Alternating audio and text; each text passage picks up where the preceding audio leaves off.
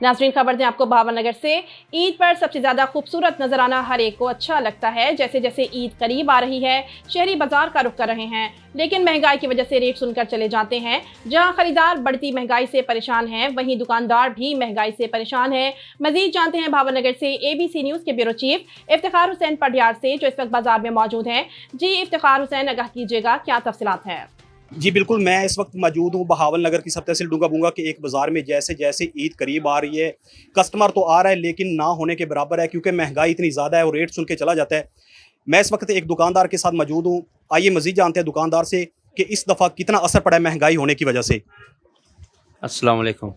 महंगाई बहुत ज़्यादा है, जिसकी वजह से गाहक बाज़ार में आते हैं, लेकिन क़ुव्वत ख़रीद जो है उनकी बर्दाश्त से बाहर है। जो भी हज़रात आता है रेट सुनकर वापसी चला जाता है। दुकानदार भी परेशान है, आवाम खुद भी परेशान है।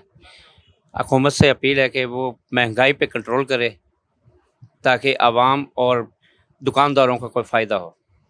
जी बिल्कुल, इस वक्त मेरे साथ एक कस्टमर भी मौजूद हैं, उनसे जानते हैं कि इस महंगाई ने उनकी से कितना असर डाला है। बताइएगा जी।